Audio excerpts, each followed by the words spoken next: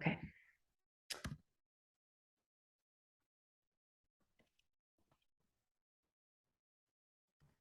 Well, at least we tried. It's weird. I know. That used to be the easiest thing to do on I'm wondering too if it's because we're a an organization. mm-hmm. I mean, our school used it all the time, and Okay. Valeria, I hope to see you over there. I don't know if hopefully you're still on there.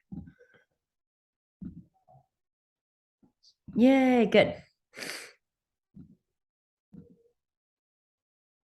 Awesome.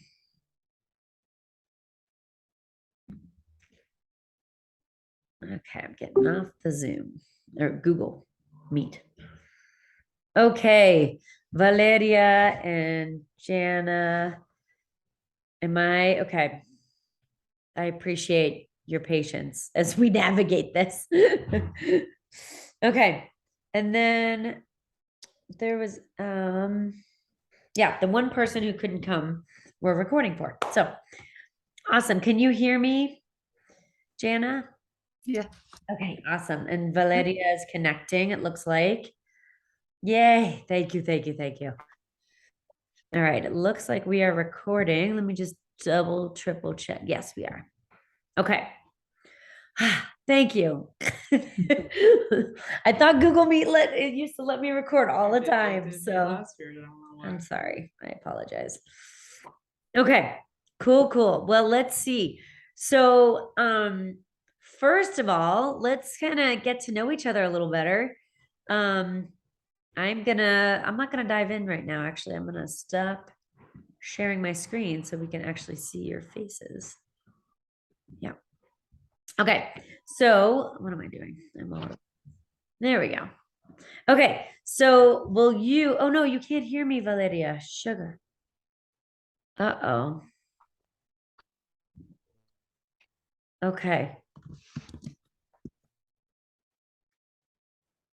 Um, I can still hear you. Good. Okay, that's good. Reassuring. Okay.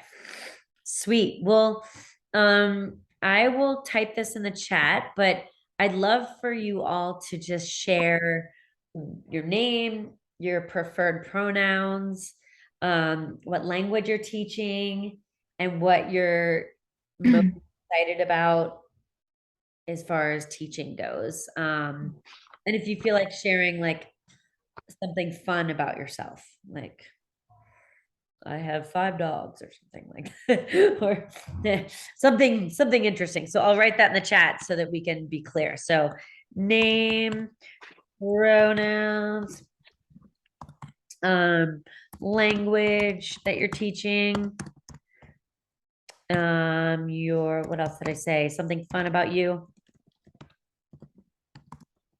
and your thing you're excited about. Working with. So something you're excited about when in working with World Language Initiative. Does anybody want to go first? Hopefully Valeria is working out.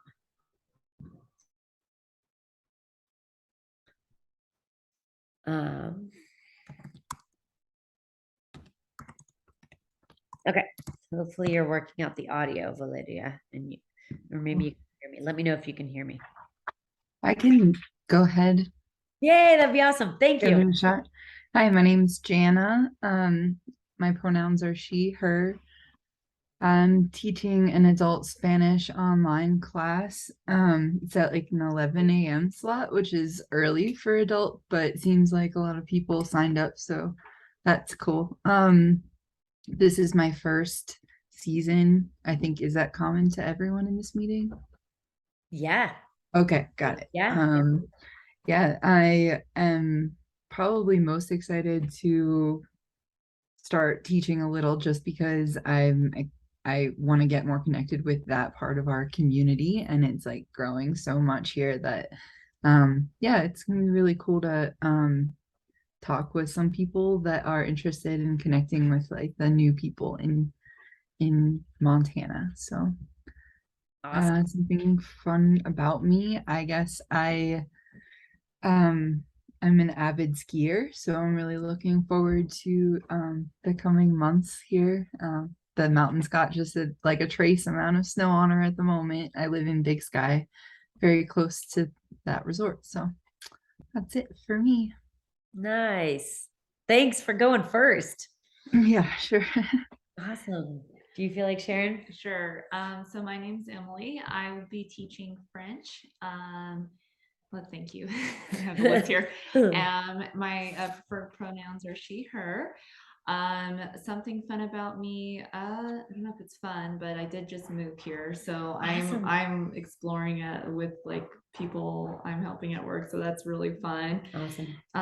And I'm very excited about working here. This has been a 10-year goal for me is to teach French. I've taught Cool. English in France. I've gotten an alternative licensure in New Mexico, but it's been a goal to teach French since I got my degree. So this is huge for me.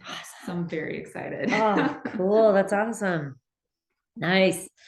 Okay, and I'm Kristen, she, her pronouns, and I teach Spanish. And I've been teaching in and around Gallatin County for this is my 14th year, and I've taught at a lot of different schools, all different age ranges, infant, like literally babies all the way up through adults. So the only level I haven't taught at is college age, technically, but yeah. And Spanish, I already said that. And then something fun about me. Ooh, I have two kids who are really into circus arts here with 406 Cirque in Bozeman, and they're like, it's I'm like blown away by them. They're just so passionate about it, and they literally tell me someday, like, they're in middle school and high school now, and they keep telling me that they want to go and be in like Cirque du Soleil or like a professional circus troupe. Like they're like serious about it. They've been saying that for years now, and I'm like, maybe this will fade eventually, and maybe it will when Maybe the not. reality is that could be a hard life unless you like train really well. Anyway, but so my goal is to try to get them proficient in a language. I don't really care what it is, but I just think, circus community is so international that like you need to know at least one other language. And I'm excited about working with the World Language Initiative. I've been with them since the beginning. I was the first teacher they hired on. And now I'm in a role of like teaching people how to teach for us. And like I've taught people in Europe too, like, and people in across the country. And I feel really blessed to be able to like synthesize what is going on in the world. The shift that the learning shift that we're realizing based on the neuroscience and the research that has been done about language acquisition. And for me, it just feels like a really like grounded, fun, simple approach that doesn't stress so much on perfection and grammar and verbs. And so I mean, I was the kind of kid that I only did well in Spanish classes because I have an ear for it. Now I like the grammar. I can geek out on that stuff all day. But when I was younger, I feel like my job now is like trying to serve my younger self than like what I didn't get. So that's my goal is to help you all find like hopefully you find it to be easy and not stressful. That's my goal for us and World Language Initiative, like to make it natural feeling. So yeah. I love what I do. So it's it's a big honor to be able to support you all. And cool. Do you guys have any questions for each other before we dive into your awesome questions that I put in a document? I kind of want to know where Not at the moment. yeah, I want to know where Emily taught. Well, I was an assistant. I did not have my own classroom That's in okay. France, in New York, France, and in the Cool. Nord-Pas-de-Calais region. Awesome. And those were awesome. Those really set the foundation for actual teaching. And then I just taught 3 years in New Mexico, in Albuquerque. Wow. And all our kids were Spanish speakers. I would say 99%. There might have 98% probably. I around believe there. it. But all of my kids spoke Spanish, bilingual learners. We Cool. did a lot of literacy initiatives. It was fun. Good. But I don't know Spanish because I was stressed. I thought it was good. The classroom was hard enough. I wanted to learn Spanish. Yeah, right? Yeah. Yeah, for sure. I would love learning Spanish. So that's cool. Did we lose her? this. Oh, she wanted to get in. I didn't get on it. Okay. Let me know if you see something pop up again. Awesome. Go ahead. Jana, so have you taught Spanish? So how did you learn Spanish? Well, I started really young in grade school, and then like I went to a very small school that brought in a native Spanish speaker in second grade. I remember starting classes, and then I just really loved it, all language. So I took one, the whole way through. I got to Penn State and eventually majored in Spanish language. I have a minor in international studies, just for a based off of a art history like love that. Yeah, I ended up taking a lot of classes, just on European and African art as well. But I studied in Venezuela for my final semester in Merida. So that was great. I lived with a Venezuelan family, and yeah, I closed out my degree there and then came back. As far as teaching, I did tutor a little with a community college in Pennsylvania, and then just some unofficial tutoring classes, beyond that. So this is pretty much my first class teaching. I'm really excited to yeah, I've been having a lot of ideas, and I'm just trying not to overwhelm anybody. Yeah. I think it's gonna be cool. Nice. That's Yeah. so awesome. Cool. I love that it's elective. Yeah. Yeah, the guy who teaches at the circus school, he runs the circus school, it's his business. He is from Venezuela. So Cool. Yeah. The people there are really great. I know, right? I love them. Yeah. It's big hearts. Yeah. Yeah. That's awesome. Nice. Well, I'm hoping Valeria will get back on, but if she doesn't, thankfully we're recording. Okay. So I am going to share this document. First, you get to see my calendar. Let's see, is it? I love Zoom, how it blocks things. I always forget how to undo this. Do you know?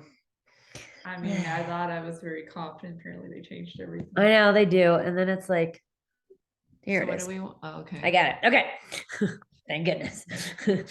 Just you being here, give me encouragement. I feel very much like I'm co-teaching again back 2 years It's fantastic. Yeah, totally. Yeah, I feel that. Okay, so I don't know whether this was, I like literally just copied your questions, so I forget who this belongs to. So forgive me if I'm not like addressing you specifically, but I just put them all in here, and then I just wrote up kind of a short explanation that I would give to you. Yay, there she is. Hopefully she can come on and introduce herself. She's got a wealth of experience also. Yay. Hopefully she can hear us. Can you hear us? Yay, you're muted, but I want to hear you. There, sorry. That's okay. These happened. So sorry. I had to type the ID, the code manually because it wouldn't work. The link wouldn't work also. So I don't know. I'm sorry. Ugh, that's annoying. Well, we just shared, if you would be willing to share, we just shared our name, our pronouns. Here, I'll send it to you again. Our name, our pronouns, the language we're teaching online or in person for you, I believe. I think you're the only one. Name, pronouns, language that you're teaching, something about you that's fun. All right. right now? Yeah, you can dive in and I'll put this in the chat. And then why are you excited to work with? All right. Okay, Oh, I will. go ahead. Oh, what? What? Okay. In the chat? No, I'm putting it in the Ah. chat. I apologize. And there we go. That'll work. So I just wrote down what we're talking, what we just shared.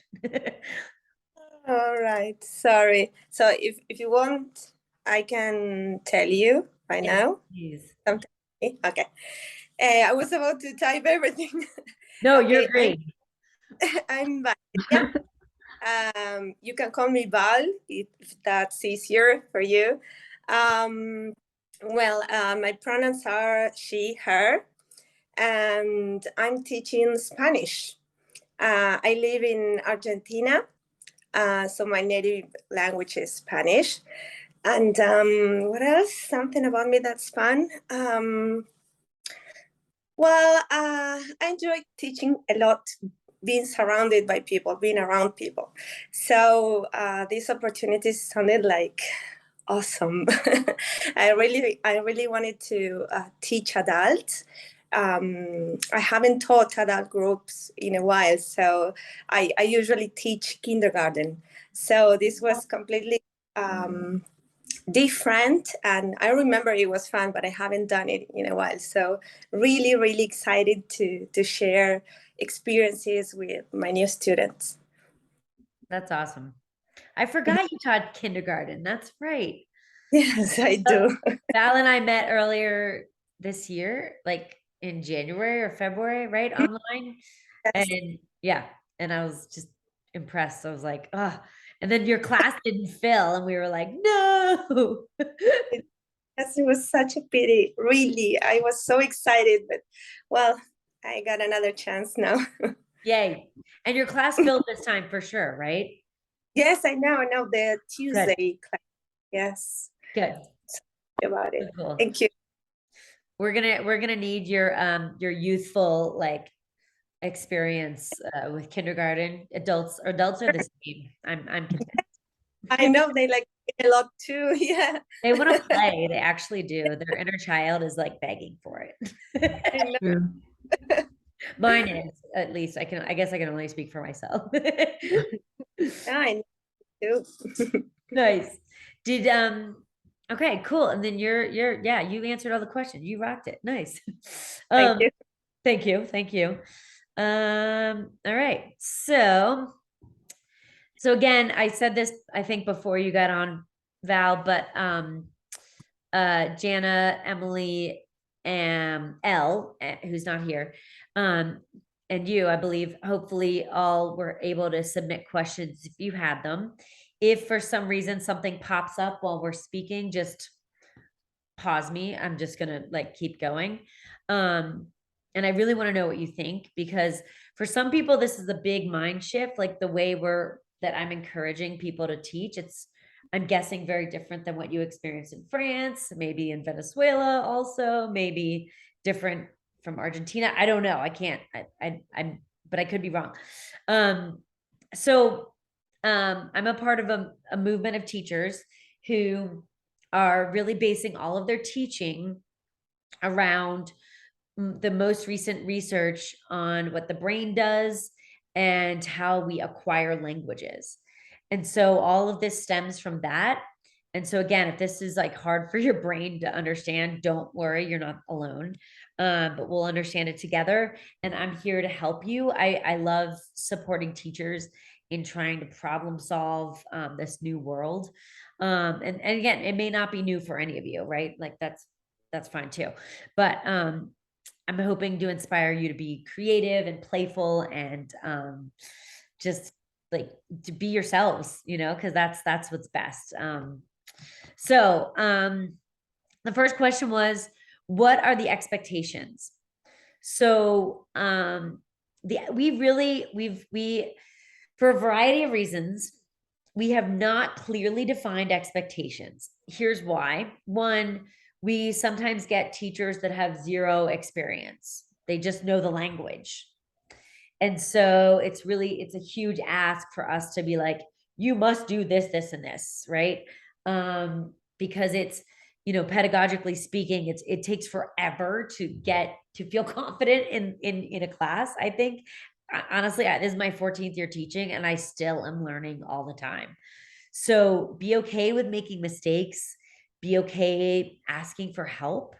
If today, you hear Jana say something and you're like, oh, I love what she said, I want to do that. Like, reach out to Jana. If you want to reach out to someone who has more experience, in our organization than I do, or like different experiences, I can connect you, or we can find a way to meet up or whatever. I don't want you to think that this is just like a one way to teach. There's one way to interact. A lot, this document right now here is skewed by my perception, but again, you're going to find your own beautiful way, and I'm here to encourage you to do that. If that feels daunting, don't be afraid to reach out. You're not alone. So we don't have clear, the short story is we don't have clear expectations, but our goal is to provide high quality exposure, because we found that exposure is the best way to keep people learning. And I'll be honest, if you're teaching adults, I'm sorry in advance, adults are flaky. They're just flaky. So if for some reason an adult like stops coming to your class, please don't take offense. I encourage you to reach out and ask for feedback. Like, hey, is there anything I could have helped with? But just know adults are flaky. Life happens. You've probably flaked. I've flaked. We all do it. We become immersed in our own lives and we drop the ball. We may really want to learn French with Emily, but our kid gets sick, or our job, we lose our job, right? Or your grandmother is in the hospital, whatever. Life happens. So just know that, like, I've been teaching adult classes on and off for the past, I want to say 10 years, probably 8 years. Let's say 8, 8 years. And adults are flaky. Adults are really flaky. So just know that we just want you to have fun, be yourself, and make it a positive experience. I recommend really making peace with the fact that acquiring a language, you all have done it. You've acquired English, Spanish, French, maybe even more languages that I don't know about. And it took you approximately 10,000 hours. It's no joke. They estimate 10,000 hours of exposure to a language in order to be highly proficient. So just know that you're never going to get that far in 8 to 12 weeks, however long your class lasts. And it's okay. Our goal here in this organization is to make it accessible, make it affordable, make it fun, make it user friendly, and just know that, we're trying to remove the shame piece. We're trying not to make adults feel bad. If you have adults, I think Jana, you have adults. Val says she has adults, and you have adults, right? So yeah, we're all dealing with adults. So just know, yeah, adults are flaky. Do your best, be creative, make it fun, make it interactive. I'm hoping, I think you were shared examples of how to teach online from our YouTube channel. If you haven't seen those yet, let me know. But there are some great teachers on there. We've got Maloud, who teaches Arabic. He is phenomenal. Adults love his classes. Really interactive, uses lots of visuals. There's Becky, who teaches Spanish. She's fantastic. She just had a baby.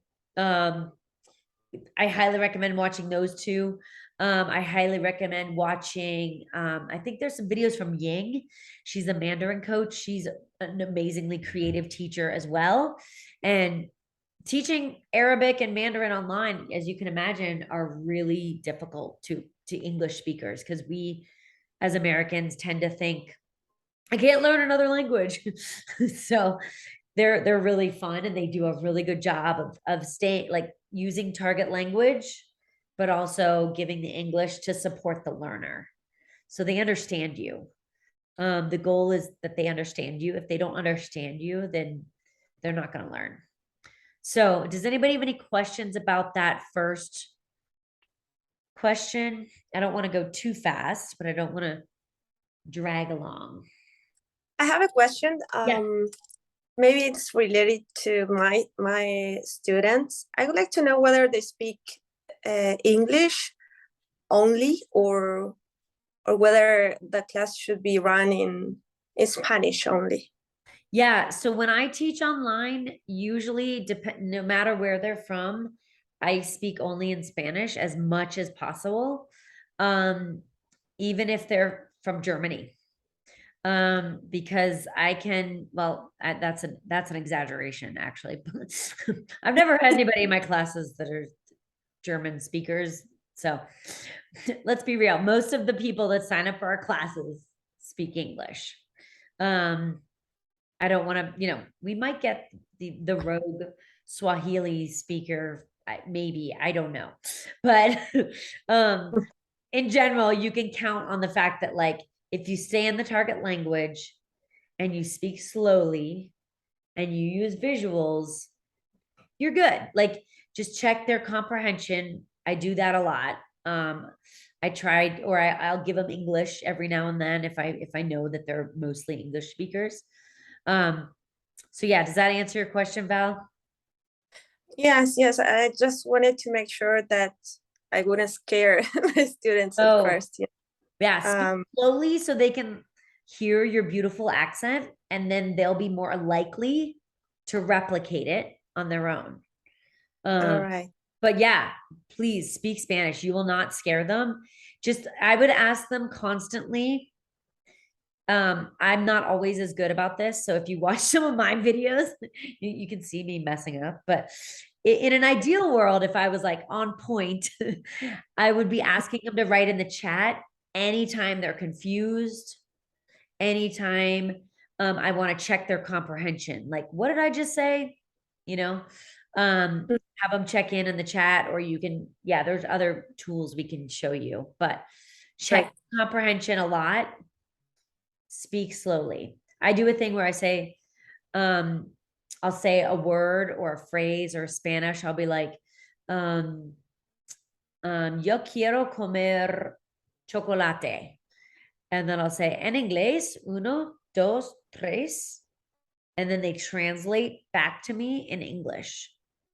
And then I'm utilizing the people that know the language, that know French, so that they can help the kids, the adults that don't know as much. And that's a good way to differentiate. You're challenging your fast learners, the ones that already know more, by getting them to support the people that know less. Does that make sense? Yes. Thank you. Yeah. So I try to speak slowly. I use visuals. I try to speak about topics that I think they're going to like. I usually survey them in the beginning. Like, in an adult class, I'll talk about sports, or I'll talk about, current events, or something I saw that was interesting on social media, or, and they don't have to have seen it unless you send them the video ahead of time, or the thing ahead of time. Right. Thank you. Yeah, thank you. Okay, so another question was curriculum. So curriculum is tricky. Again, mine is mostly based on these literary themes. I usually spend it with my novice learners. I'll show you these literary themes actually. With novice learners, they're pretty focused on describing things, like describing Bozeman. Is it a big town or a small town? This, you don't need all the stuff in the middle. This was for a conference, but that I taught at. But so this is the description cycle. If my novice learners if I'm describing things with them, I usually focus on settings first, then their preferences, then we describe people inside and out, and then I describe in the past and the present. So that would mean, like, let's say we're describing Bozeman as compared to like Buenos Aires, or Bozeman compared to Paris, let's say, right? Or, Caracas, whatever. you want to, you're describing like how many people are there, what kind of restaurants do they have, what kind of activities, what kind of, like what's the population amount, like what do they have, mountains, are they by the coast, is it a quiet place at night, is it noisy at night, like those kinds of things. I do a lot of describing with novices. With my more advanced people, even I still start with description, but we just move through this a little faster. So this is the curriculum I use with students in a middle school over a period of a year. And I really only get to description, narration, and information. In your class, you would be lucky over the 8 to 12 weeks. How many weeks do you? 8 weeks. It's 8 weeks. Yeah. Okay. You're probably not going to get through more than like settings and preferences. You might want to start with preferences even. Like and I'll show them pictures of like movies, like, oh, like these are popular movies. And I'll be like, oh, do you prefer this movie or this movie? Or do you prefer this show versus this show? Or do you prefer this food versus this food? Do you prefer this sport versus this, like, and I always leave room for the people that don't like any of those things. Like, no me gusta. I don't like bread, or I don't like whatever you're showing on your screen. So I give them language to say their preferences or to describe the setting where they are. Maybe they live in Texas, right? You want them to be able to describe Texas. It's really dry here, or we just had a storm. So you're describing the weather, you're describing events, you're describing anything you can describe, you can go in there. So that's the way I do it. Again, you need to find your own way. I would survey your people ahead of time. We have not just designed a curriculum, again, because a lot of our teachers are not, they're not trained teachers. And so for some people, it would be really overwhelming to learn an entire curriculum. Yeah. So it would be a lot just to learn the curriculum. Here is one of my lesson plans.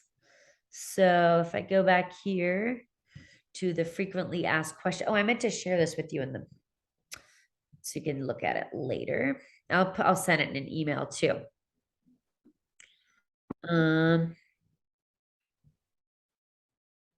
Okay. So I'll put this in the chat so you can look at it more closely if you want, and look on the link, click on the links if you'd like. So, okay. So another example that I was really proud of myself for making, I think it was this one. So last year I made a whole lesson plan that I followed every time. And I was really diligent as best as I could be about trying to get to everything. But obviously you're not always going to, but it's just better to plan for more. So here's how I started my lesson out. I gave them an idiomatic phrase that is kind of trickier to learn, like c'est évident, or like, parce que, peut-être. I love that word. That's one of my favorites. Yeah. Chaque jour, je mange baguette, le baguette. No, I don't know. I'm just excited to speak French, basically. So I give them like an idiomatic phrase. There's so many good ones in French and Spanish, right? So I give them an idiomatic phrase that's slightly difficult to learn, but is commonly used, like c'est évident. And I have them repeat it when they come in. Do they say it all week, or do you change the phrase up every? I change it up every class just to give them more exposure. Okay. Then, and I can give you a template to this if you want to fill it out yourself.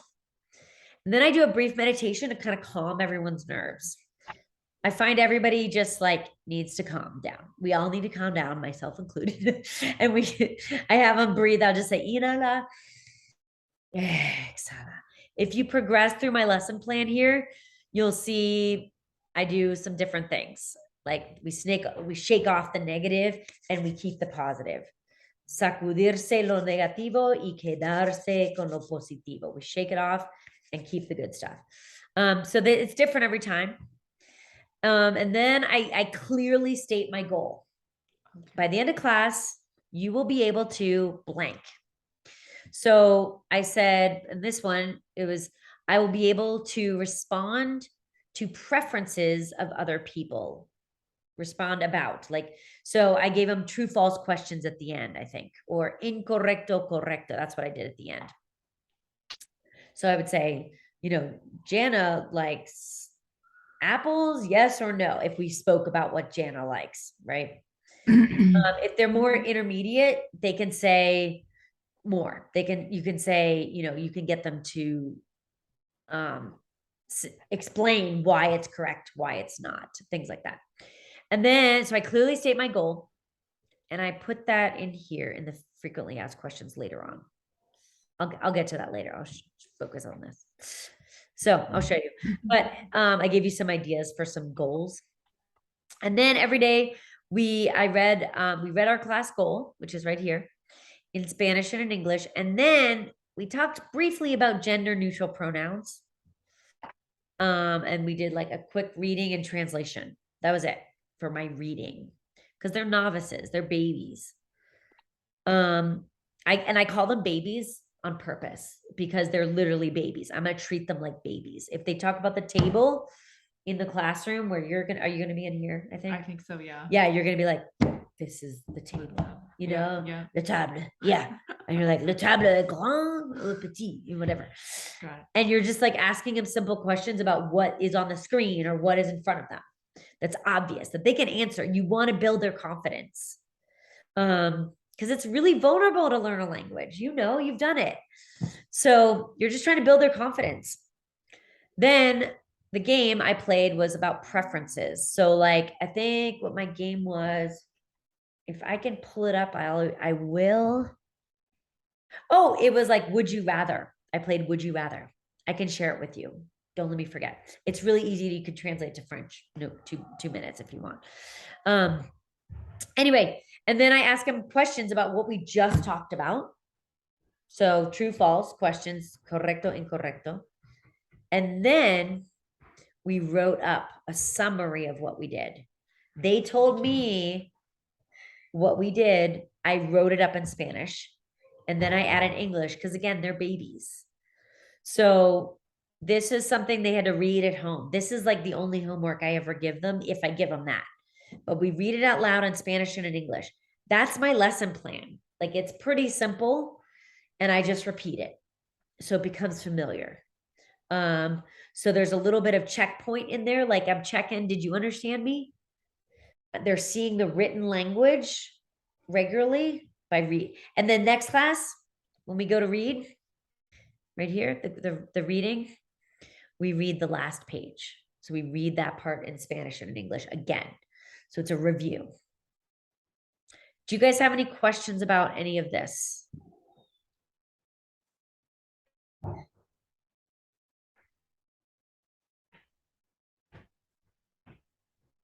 Okay, I'm going to keep going. Please stop me if you have any questions. You can write in the chat too. Val, were you unmuting to speak? No, sorry, just I wanted to make a comment. Yes, you do. They seem super simple, like not overwhelming for an adult that is learning another language. So I really like. I'm gonna follow your model. Cool. Yeah. And I always talk about the date. I forgot to mention that. I always say the date. Like today is, and then we read it in Spanish and English, or in French and English every day. So they're just getting used to numbers that way. They can get a number sense. They can learn months. They can learn. Yeah. I mean, the goal of this curriculum, the way I'm encouraging you to teach is contextualized language. If you give them a vocab list because they want it, that's fine. But I'm encouraging, your brain likes holistic messages. If I start to use a term from astrophysics and you don't know any terms from astrophysics, your brain is literally going to go, that's trash, and throw it away. It's the same for language. If I give you a term about chemistry and you don't care about chemistry, like thermodynamics, and you have no use for that term in your regular life, your brain throws it out. So just remember that. Try to keep it simple. I try to just get them speaking about things they like, they don't like in the beginning. And then you can tailor make your lessons from there. So yeah, that's that. And we can take a deep dive into curriculum if you want. But here are some of my curriculum examples that I shared with you here. I'll let you dive into them later. Don't hesitate to ask questions later too. Things that I think people struggle with at the beginning, myself included, is if you're not excited about it, don't talk about it. If you're like, I want to do this really cool lesson on the pluscuamperfecto or but like some, the subjunctive or something like, and you're not into it, like they feel that, right? But if you're talking about like French food because you love French food, or like Venezuela, like you're like talking about Roraima, let's say, or like the political state in Venezuela, and you're passionate about it and you know so much, then that's better than like doing a lesson on like the present tense verbs, because your passion will be there and they'll be like, holy moly, Val is so cool, she knows all this stuff about, you know well, I'm trying to think los gauchos, or I'm like being totally stereotypical of Argentina right now, but or like mate, or like she's going to talk all about the tradition in her family of drinking mate and why it was important, or whatever. Something that's passionate to Val is way more powerful because they like Val. Like they're not here to learn from, some expert in another country, right? They want Val. So the things you're passionate about, just pair it with a visual and talk about it. And then write it up what they say at the end. Like they can tell you in English and you write it up in Spanish. Oh, Val talked about mate because mate is a really important cultural drink. And then Val writes that up in Spanish as a review. Yeah, like I said before, survey your students, find out what they're into. The more you talk about things you like and they like, the better. Yeah, I like doing tongue twisters in my class.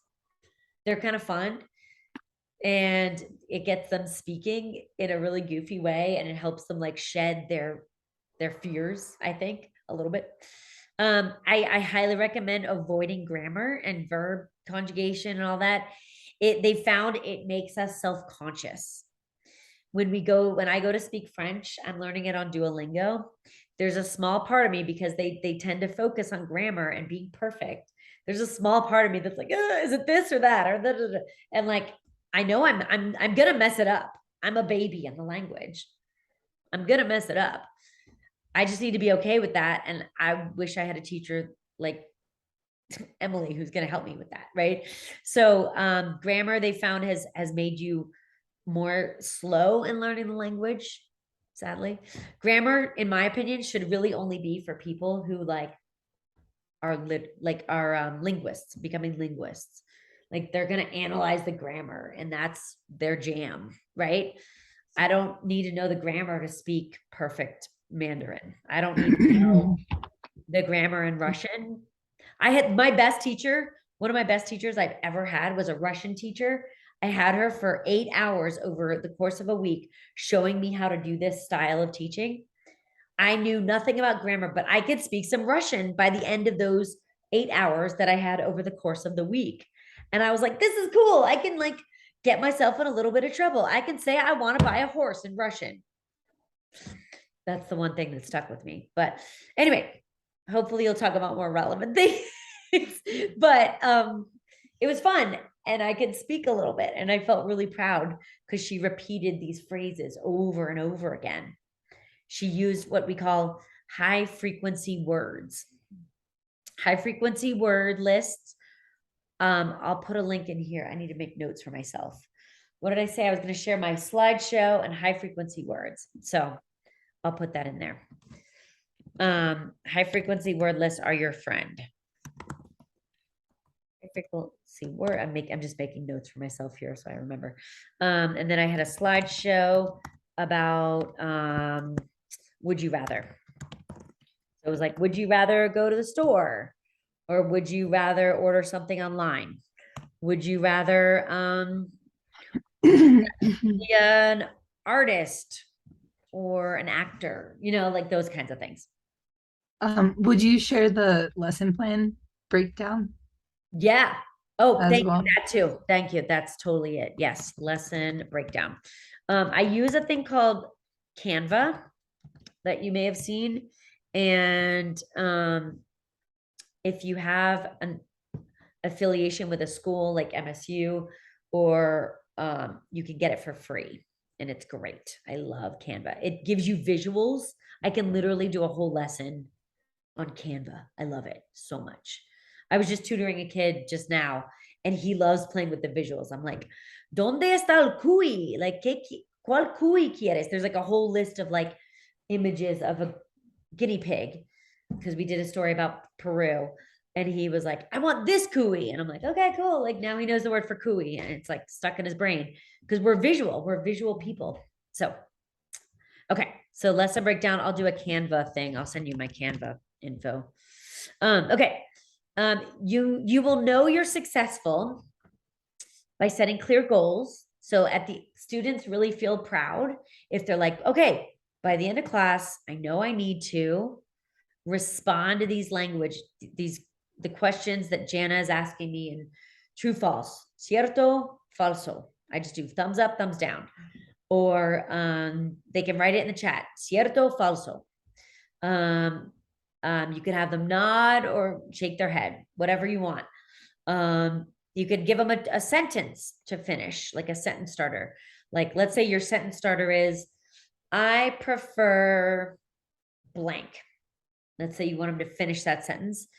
Maybe they say, yo prefiero chocolate. Je préfère le chocolat. Am I doing okay? Okay.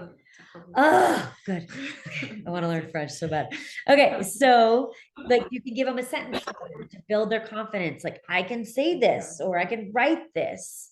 You can get them to speak with a partner if they're more advanced. Like, they can say, if you have a really advanced person in your class and they maybe should be in an intermediate or advanced class, you could have them speak with you, right? Like, speak with them about the topic. Like, oh, like, I think yo pienso que es muy interesante que Val nos dijo que blah, blah, blah, right?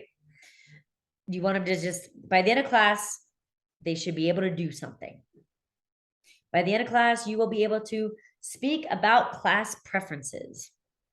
By the end of class, you will be able to talk about or compare Bozeman to Paris, something like that.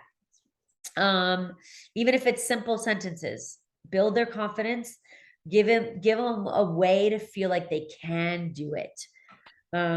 Learners just always feel more successful if they know what the goal is and then they meet it. It's like, yay, dopamine release in the brain. So, any questions about anything I've said so far? Okay.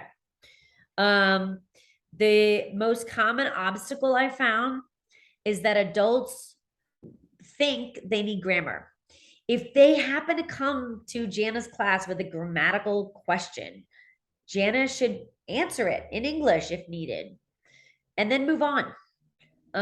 That's my recommendation. If you really have a class where they're all begging for grammar, do it. Like, who cares, right? If you like teaching about grammar and they're curious, why not? There's nothing wrong with that.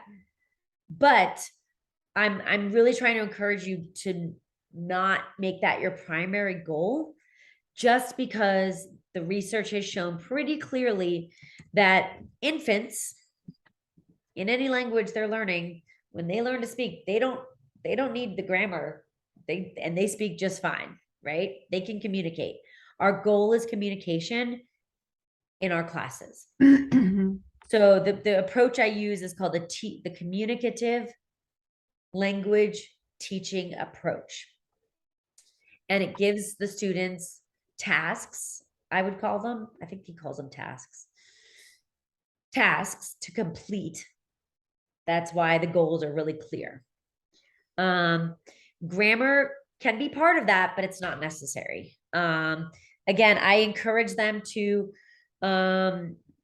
outside of class, I didn't say this already, so I don't know what I'm saying again, but I encourage them to read and listen to podcasts.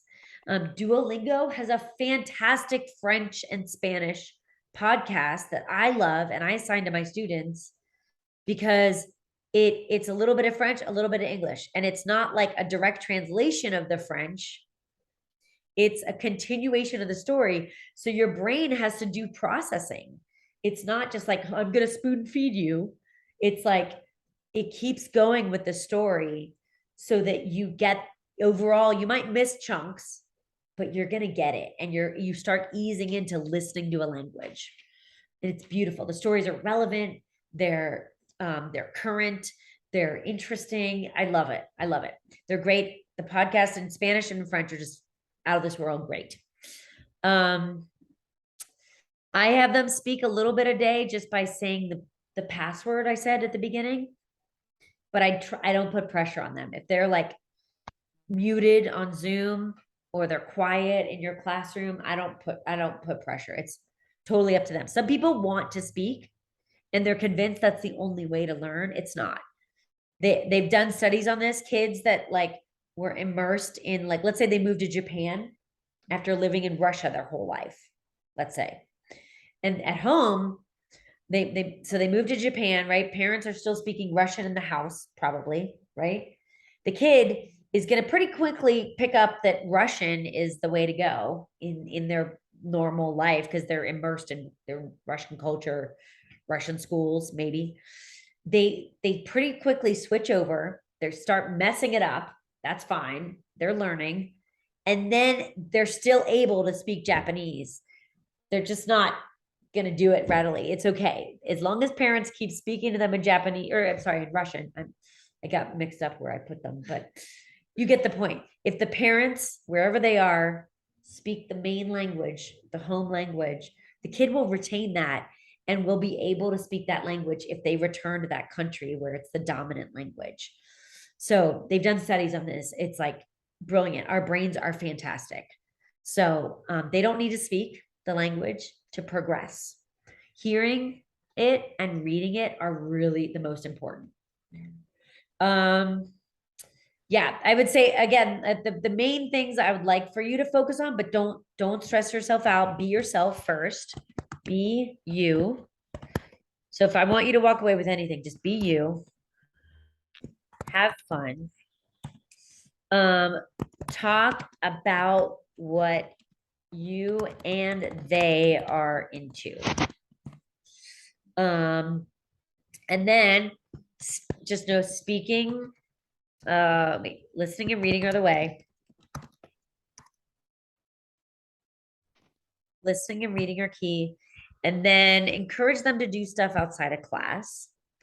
But these are the main things. Like if you can walk away, and then, the big one, speak slowly and clearly, and check comprehension.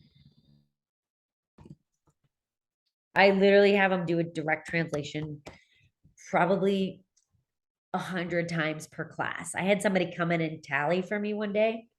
They said, wow, you asked them to translate in the beginning of the year after every word almost.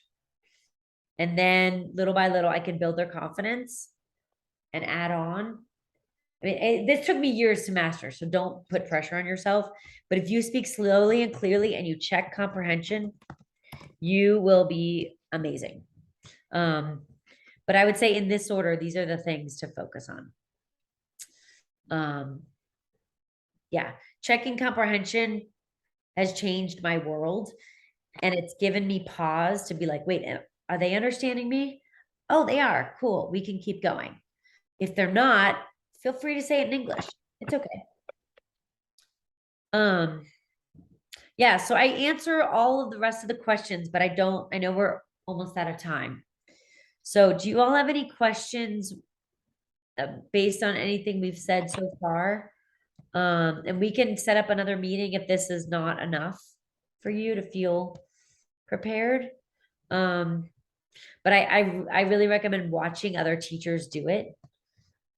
Oh, what did I just do? Oh, okay, I did what I wanted. If you go to our YouTube channel, you can see other people's in our organization teaching, and that's the best way I learned, like by watching other people do it. Yeah, I'm I don't, not I, I don't think you need homework. Somebody asked about that. I don't think you need to do tests. I think some people might want that, and you're welcome to do that if the whole class is begging for it, do it. But there's no need to. I would keep it light and fun and engaging.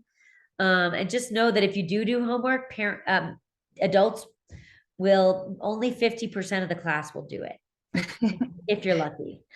They, okay. they get busy.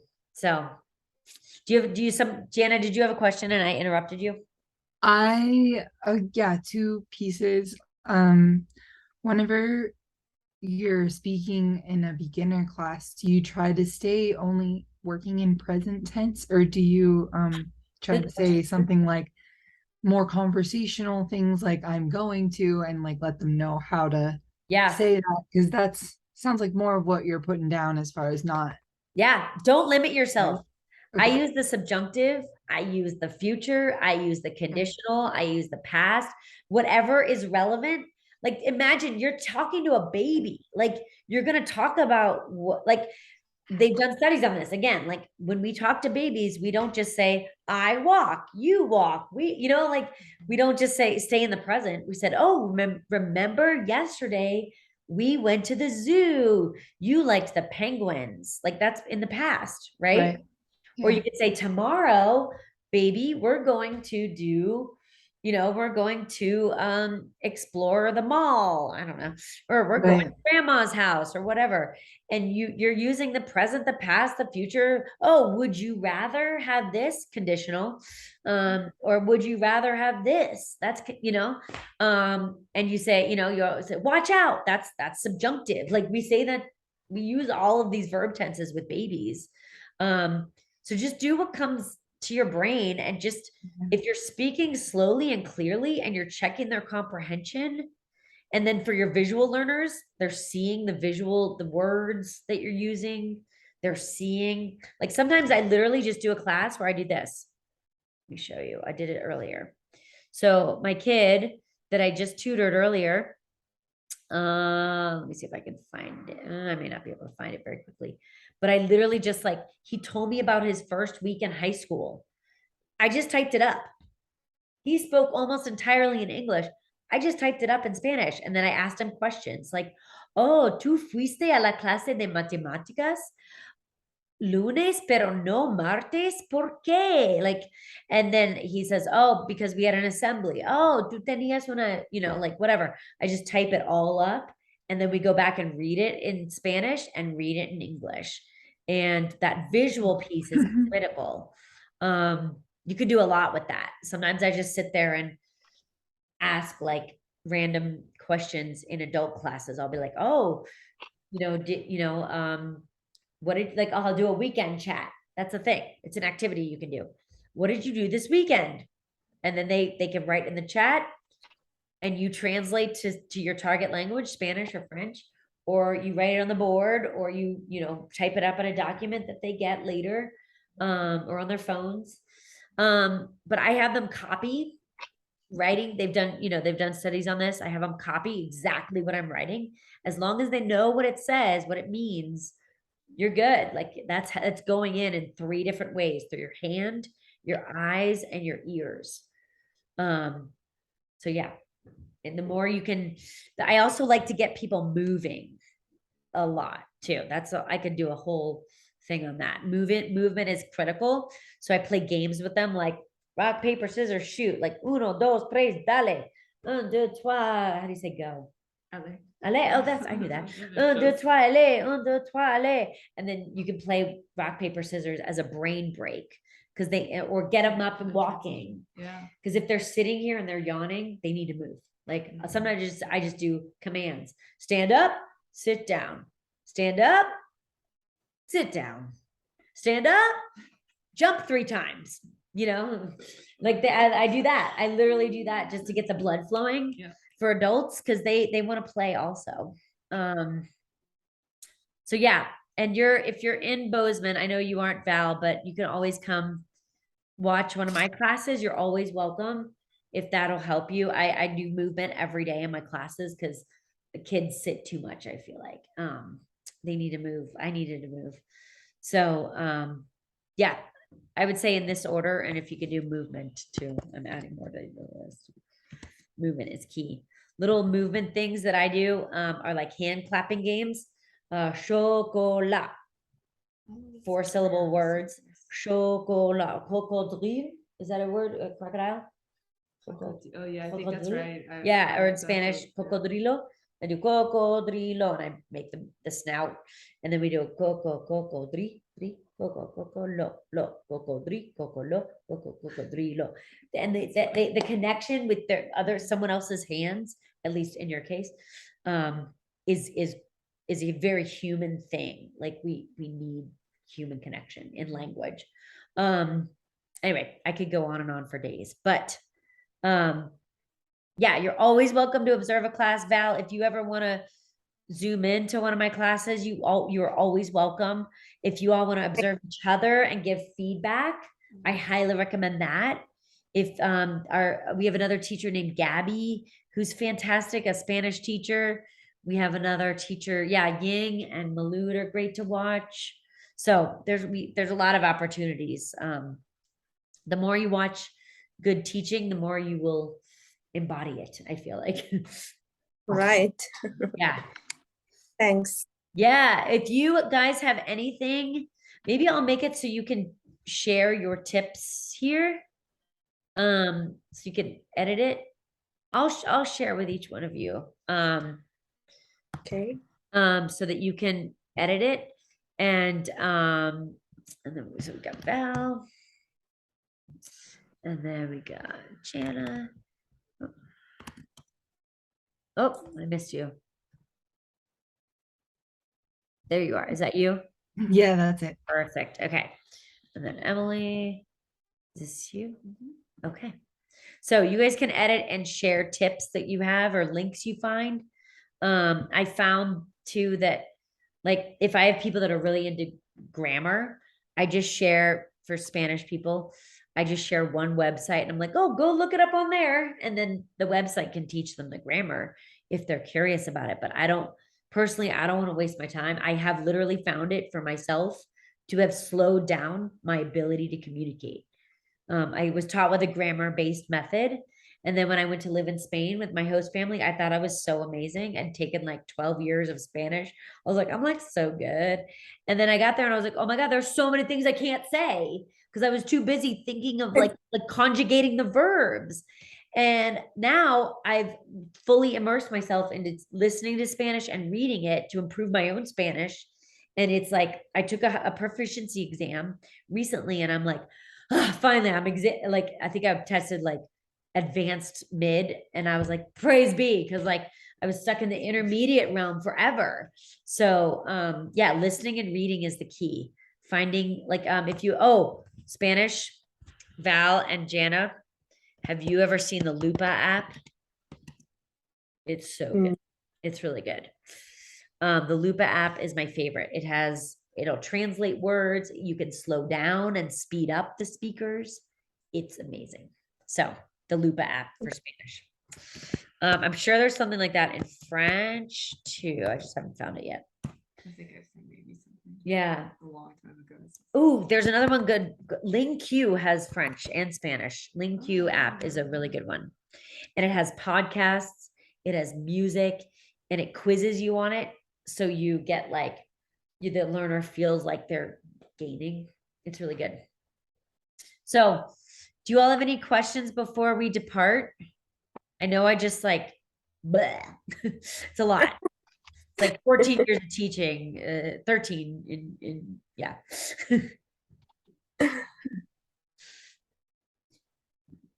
Cool. Well, I'm always here if you need anything. If you're like, help me, I'm stuck. Or I need some inspiration. I love inspiring teachers. I love working with people that get stuck and frustrated, and I can help you, encourage you, because it's hard. It's a lot what we're asking you to do. So thanks for putting it together. I'm excited. Yeah, thank you. Yeah. And please stay in touch. I'll reach out like mid semester and just say, how's it going? Like, if you haven't reached out to me already. And I'll just check in and say, like, how's it going? What's up? So no pressure. We know you're gonna crush it. So Oh, I do have just one, well, just in summary, like for this week, right before, I need to like send an email to everyone in the class, yeah. giving them the link. And it should be the Google Meet link, right? Not Zoom. Well, is that what they told you to do? That's the last email that I saw was Okay. Tanya, I think, Okay.